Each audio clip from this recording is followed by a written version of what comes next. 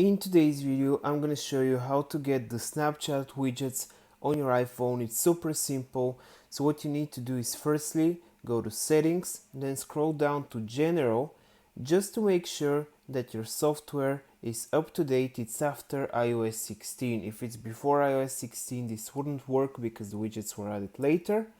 And now what you need to do is scroll down until you see wallpaper under accessibility. So click on wallpaper and you see your current wallpaper.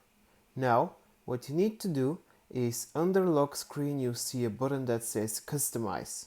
So click on customize and now you see your lock screen and the option to add widgets under the hour. So click on the little plus and then you see all of the available widgets for iPhone. Now scroll down until you see the Snapchat logo.